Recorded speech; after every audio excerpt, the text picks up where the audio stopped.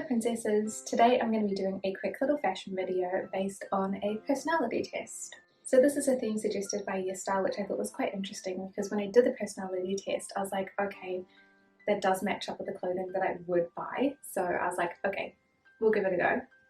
So this is the Myers-Briggs personality test, and yes, I have the notes on my phone because they got you to do the test, and I'm going to put this down because it's going to annoy me to hold it. I thought it was very cute.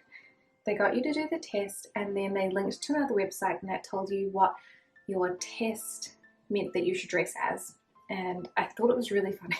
So I was like, let's do that. So I came up as INFJT.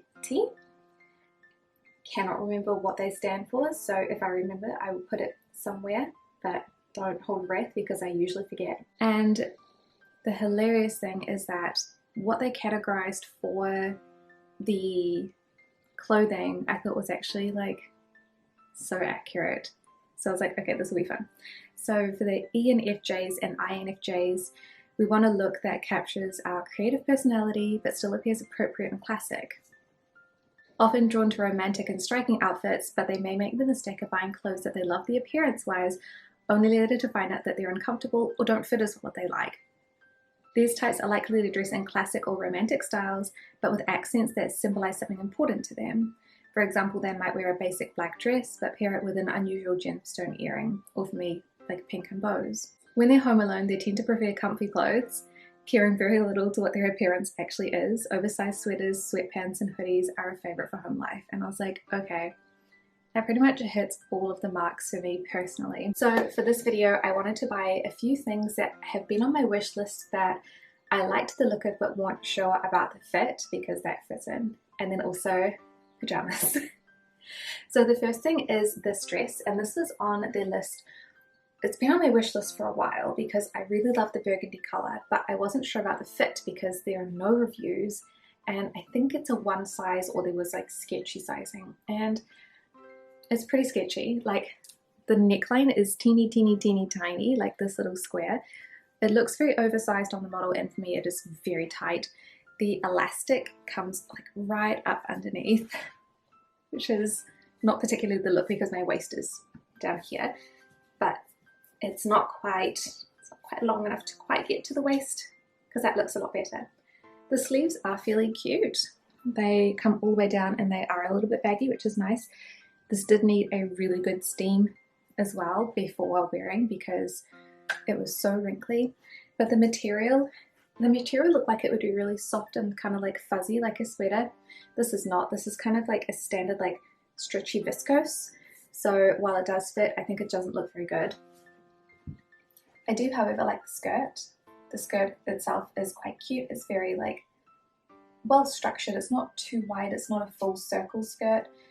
And I love the color. The color is fantastic. But overall, definitely looked better on the website.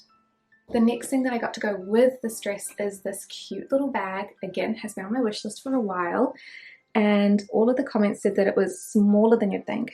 One of the things that I didn't realize was that the white here is actually kind of like a crocodile kind of print, which is a bit unusual. The little bow itself is chiffon, and one of the things that I really liked is that it has these little balls down the bottom of the bow part, and it helps the bow stay downwards, which I actually thought was quite cool. You can kind of hear them when you walk, but it's not terrible at all. I am probably going to make a little change to the bag. It has a zipper on the inside, which I think is just not really necessary. It also has a over-shoulder strap, which I used, and I got a lot of compliments while wearing this bag, which was quite cool. So I think like what I did with some of the other bags is I'm actually going to unstitch the zipper itself. Keep the zipper because it's a nice zipper. I can put the zipper into something else, like maybe I make like a purse or something to go with it. But take the zipper out, and that way I'll actually be able to utilize the bag a bit more because the zipper stops it from opening up as much as it can, and you can't fit that much stuff into it because the zipper closes like here, and so you lose this part for storage and that part for storage. Yes, it won't be able to shut properly like this on top, but to be honest, it barely fits my phone. So this is the Samsung S23. So I can get my phone in there, but like it's pushing on the sides of the zip, so I can't put much else in there, and there is no extra storage in there. There is no extra zipper pockets, so space is at a premium. However, I think this is so freaking cute. I've worn it a lot already and I really love it. This is one of the ones, again, that was on my wish list that I was a bit worried about, but it's turned out well, and so I'm so happy with this, and I would so recommend that anyone else buys it. It's so cute. Okay, so the second outfit is another one that I thought would be really cute and then turned out to be really not that cute. So we have this little black tank top, which is weirdly fitting. So it's got really short over the shoulder section, and then this section is like too big. So I feel like maybe I got too big of a size, but also if I went smaller, surely this is going to go smaller as well, and it just looks quite bizarre. It also has a really short inner, like I would say like a little modesty piece to stop things from being too see-through. I did get black because the white one did look really see-through, but it's so short it comes up to here, which is not even which is not covering anything at all, and so it just looks weirdly ill-fitting. I'm not really sure what I'm going to do with this. I did think about taking the straps off and actually just making them longer by changing them, because if I move this down, that looks significantly better, even if it was a little bit gappy. But I'm not sure if I want to fully DIY it or if I'd rather just donate it. So let me know your thoughts. If you think that, I was thinking, if we take these off and add just long ribbons and tie them at the top, that would be really cute, because I have another shirt that does that already in pink and I love it. And I'm pretty sure I could DIY that. That doesn't seem hard. I can sew. So that's an interesting thought. And then the other one was the skirt. And this one looked really cute online, but it is very small. It's not small, it's actually too big for me. So this one has a lot of room to be pulled in. I've got something for that as well.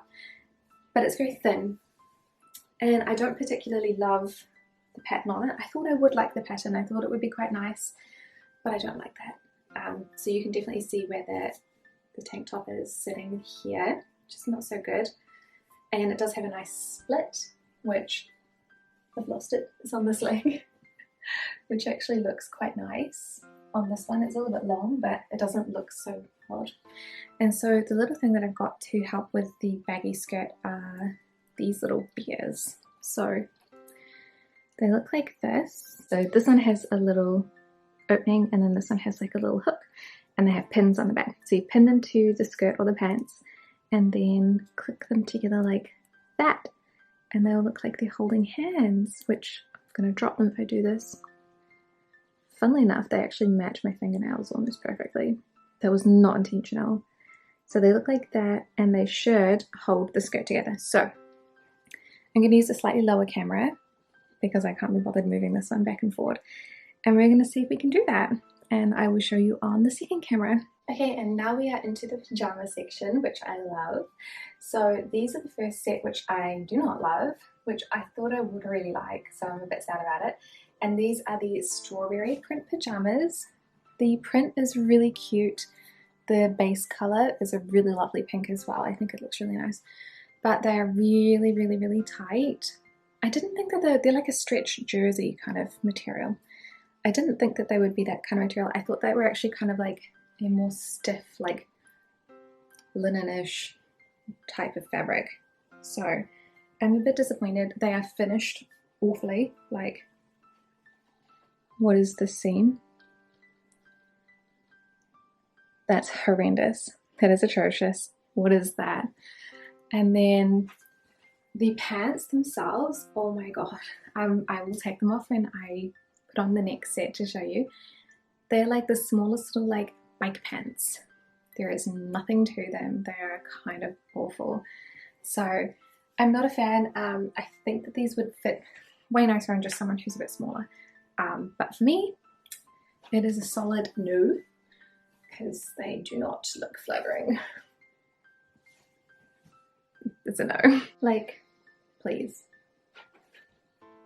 This is my head. not great.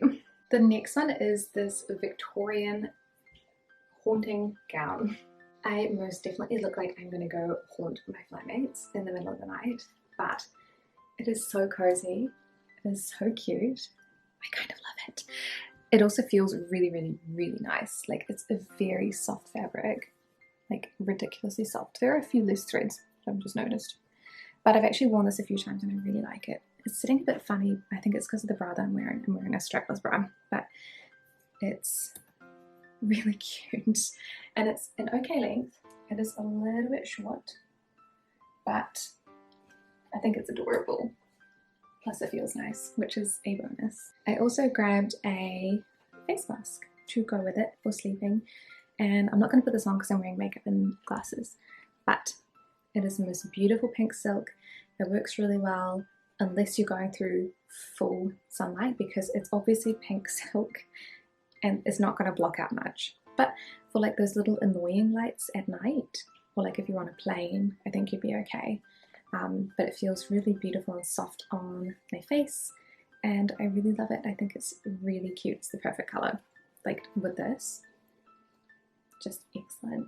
So pleased. The lucky last are these gorgeous gingham pink pajamas, which I absolutely love. I'm not sure, I think these ones might be my favorite over the white Victorian ghost dress, because I think that these are a little bit more appropriate for like going outside my house and not scaring everybody. But it's, again, like a beautiful like dusky pink. It has these adorable little flowers as the buttons. So cute. And the top has this like pink piping on it, which I think is really adorable. The pants don't. The pants are like, have some elastic, no cuffs. The pants are so basic, they're very average, but the top is gorgeous, and the set itself is really comfortable. They are a little bit creased at the moment because they came out of my suitcase. I was wearing them on holiday, and oh, I cannot tell you how much I love them. They are lightweight, so good for like long sleeve summers or transition months, so autumns and springs. Maybe a little bit cool for winter wear for me personally. They can do with steam if you want them to be like really crisp looking, but mostly when I'm drying them, I just kind of like shape them and give them a little like tug, and they're usually pretty good.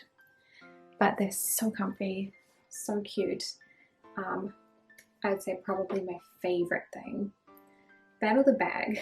So either the pajamas or the bag are my favorite things out of this entire haul. So that is it for this clothing trend for today. Thank you guys so much for watching, and thank you to Yesstyle for providing these products for review, and I will see you in the next one.